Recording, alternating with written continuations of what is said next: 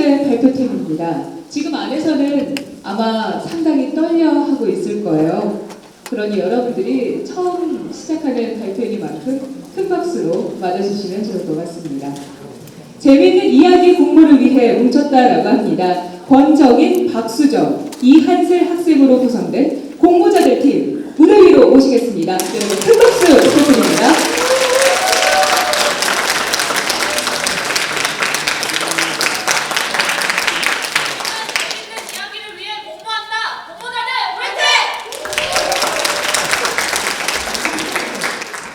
핵위 조선의 검은파도 발표를 시작하겠습니다. 조선의 역사를 뒤흔든 전쟁 임진왜란. 여러분은 임진왜란 하면 무엇이 떠오르시나요? 아마 많은 분들이 이순신 장군 거북선을 떠올릴 것입니다. 이 그림을 처음 보시는 분들도 많을 텐데요. 명나라 군사들이 임진왜란을 마치고 명나라로 귀환하는 모습을 담은 그림입니다.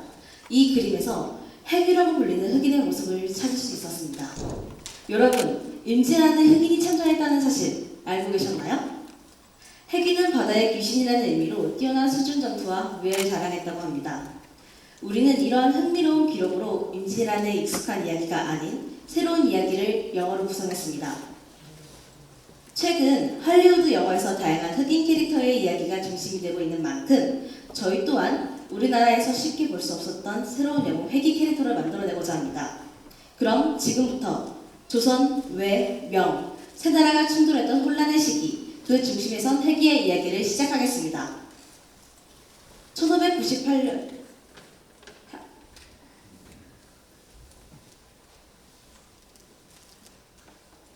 핵이의 주인공인 파두.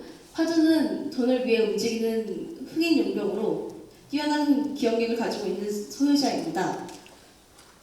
다음으로 파두와 우호적인 관계에서 적대적인 관계로 돌아서는 명나라 제독 유정. 그는 자천되었다는 사실에 외로 귀화를 꿈꾸는 명나라 제독입니다. 명나라 제독 유정과 같이 거래를 통해 외로 무사히 돌아가려는 고니시 유키나가 그를 고군분투해서 막으려는 이순신 장군. 그런 이순신 장군을 따르면 명나라 말이 가능한 조선수군 창주. 그 밖에도 파두와 같이 우정을 쌓아가는 수군들로 여행을 좋아하는 구룡, 먹는 것을 좋아하는 식당, 어리지만 용감한 귀종, 무뚝뚝한 무진이 있습니다. 1598년 이순신 장군이 이끄는 조선수군 진영, 여기 한 흑인 남성이 서 있습니다. 그의 이름은 파두. 파두는 조선 수군에서 명나라 말이 가능한 창주의 도움을 받아 다른 조선 수군들과도 잘 어울려 지내고 있었습니다. 어둠이 짙게 깔린 어느 날 밤, 파두의 막서로 서신이 꽂힌 화살이 날아옵니다. 의문의 서신을 펼쳐보는 파두. 서신을 읽는 파두의 얼굴이 점차 어두워집니다. 몇 개월 전 장수용병으로 활동하다 돈을 더 벌기 위해 용병 시장에 나가게 된 파두는 명나라 제독 유정을 만나게 됩니다. 자신을 위해 능력을 쓰는 대신 많은 돈을 주겠다고 제안한 유정.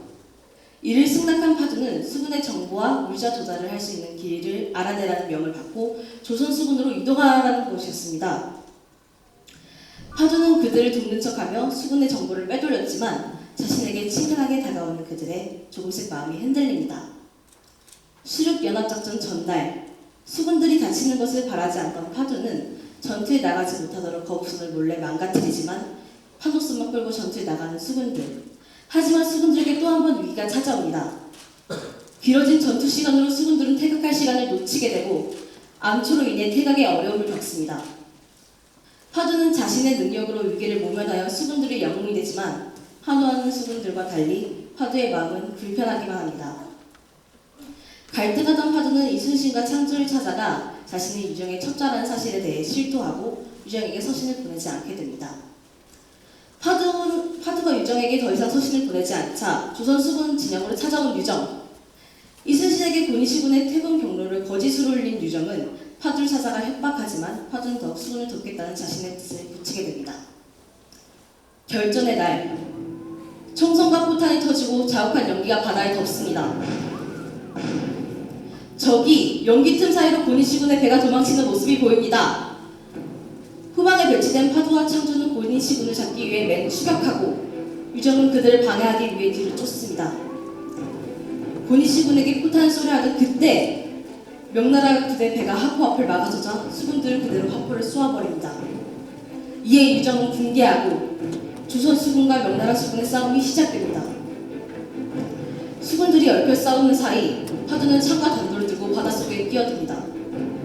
파두가 장수용병이었다는 사실을 알고 있는 유정은 그 모습을 보고 바다를 향해 무차별적으로 대포를 쏘아댑니다.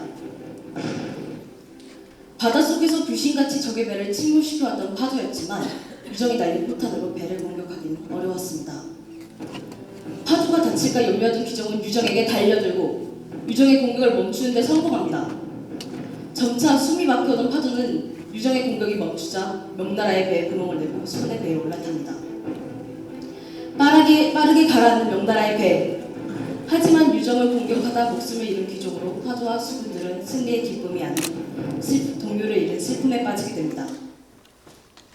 전쟁의 막이 내리고 파두는 수군들과 같이 이순신과 귀중의 넋을 기립니다. 이후 유정은 변방으로 쫓겨나고 파두는 친구들과 함께 수군들을 양성하는 훈련소를 세워 조선에 정착하는 것으로 이야기는 마무리됩니다.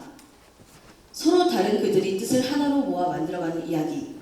핵이 조선의 검은파도는 각기 다른 성격, 외향을 가진 사람들이 등장합니다. 저희 공모자들은 이야기에 나오는 수군들처럼 서로를 이해하고 힘을 모아 문제를 해결하는 것에 대한 중요성을 이야기하고자 합니다. 공모자들 역시 같이 힘을 모아 핵이 조선의 검은파도를 영화로 제작하기 위해 팀원의 역량을 발휘하여 우선 웹툰으로 제작하려고 합니다. 현재 웹툰을 원작으로 한 많은 영화와 드라마들이 대중들로부터 큰 인기를 끌고 있는데요. 저희는 외부 투자를 통한 수동적인 방식이 아닌 실현 가능한 방법을 찾아 콘텐츠로 발전시켜 나갈 계획입니다. 먼저 시놉시스와 스토리를 보완하여 웹툰을 제작하고 웹툰 플랫폼에 연재하려고 합니다. 웹툰을 연재하는 동안에도 에피소드를 구체화하여 시나리오를 작성하는 등 영어로 제작하기 위한 노력을 멈추지 않을 것입니다. 이상으로 발표를 마치겠습니다.